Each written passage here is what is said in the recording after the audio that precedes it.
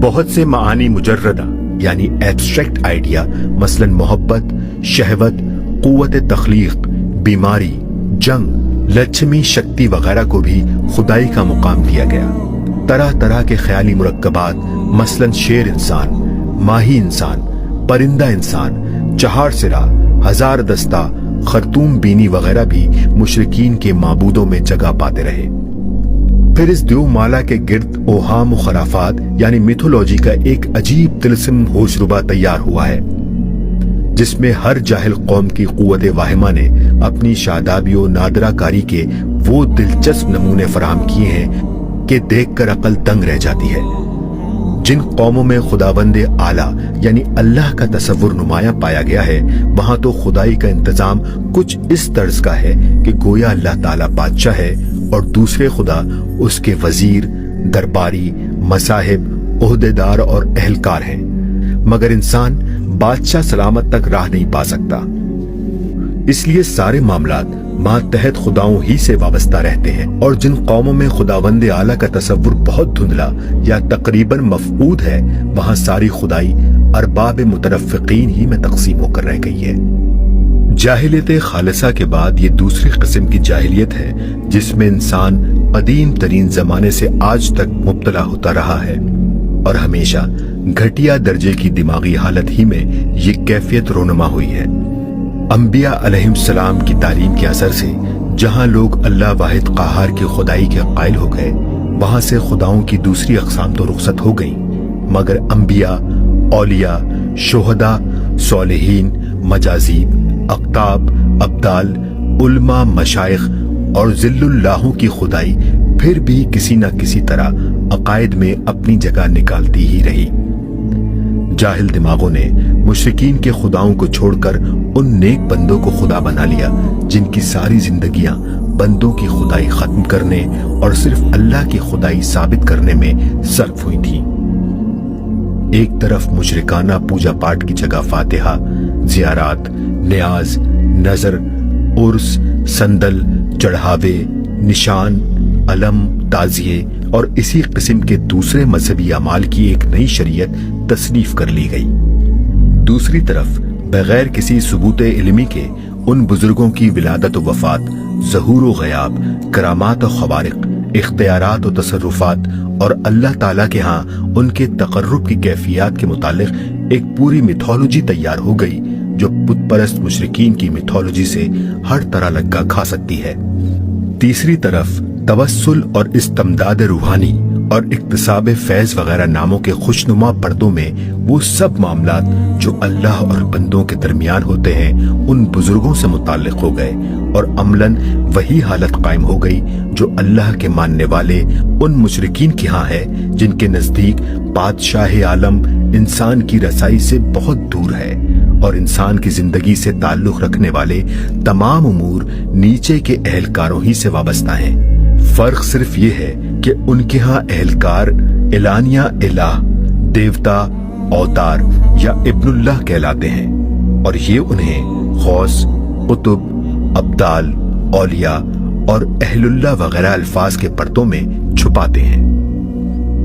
یہ دوسری قسم کی جاہلیت تاریخ کے دوران میں عموماً پہلی قسم کی جاہلیت یعنی جاہلیت خالصہ کے ساتھ تعاون کرتی رہی ہے۔ قدیم زمانے میں بابل، مصر، ہندوستان، ایران، یونان، روم وغیرہ ممالک کے تمدن میں یہ دونوں جاہلیتیں ہم آغوش تھیں، اور موجودہ زمانے میں جاپان کے تمدن کا بھی یہی حال ہے۔ اس موافقت کے متعدد اسباب ہیں جن میں سے چند کی طرف میں اشارہ کروں گا۔ اولاً، مشرکانہ جاہلیت میں آدمی کا کوئی تعلق اپنے معبودوں کے ساتھ اس کے سوا نہیں ہوتا کہ یہ اپنے خیال میں انہیں صاحب اختیار اور نافع و زار سمجھ لیتا ہے، اور مختلف مراسم عبودیت کے ذریعے سے اپنے دنیاوی مقاصد میں ان کی مہربانی و اعانت حاصل کرنے کی کوشش کرتا ہے۔ باقی رہا یہ امر کہ وہاں سے اسے کسی قسم کی اخلاقی ہدایت یا زندگی کا ضابطہ و قانون ملے تو اس کا کوئی امکان ہی نہیں، کیونکہ وہاں کوئی واقع میں خدا ہو تو ہدایت اور قانون بھیجے۔ بس جب ایسی کوئی چیز موجود نہیں ہے تو مشرک انسان لامحالہ خود ہی ایک اخلاقی نظریہ بناتا ہے اور خود ہی اس نظریے کی بنیاد پر ایک شریعت تصنیف کرتا ہے۔ اس طرح وہی جاہلیت محضہ برسر کار آ جاتی ہے۔ یہی وجہ ہے کہ خالص جاہلیت کے تمدن اور مشرکانہ تمدن میں اس کے سوا کوئی فرق نہیں ہوتا کہ ایک جگہ جاہلیت کے ساتھ مندروں، پجاریوں اور عبادات کا سلسلہ ہوتا ہے اور دوسری جگہ نہیں ہوتا۔ اخلاق اور اعمال جیسے یہاں ہوتے ہیں ویسے ہی وہاں بھی ہوتے ہیں۔ یونان قدیم اور بت پرست روم کے اخلاقی مزاج اور موجودہ یورپ کے اخلاقی مزاج میں جو مشابہت پائی جاتی ہے اس کا یہی سبب ہے۔ ثانیاً، علوم و فنون، فلسفہ و ادب اور سیاسیات و معاشیات وغیرہ کے لیے مشرکانہ نظریہ کوئی الگ مستقل بنیاد فراہم نہیں کرتا۔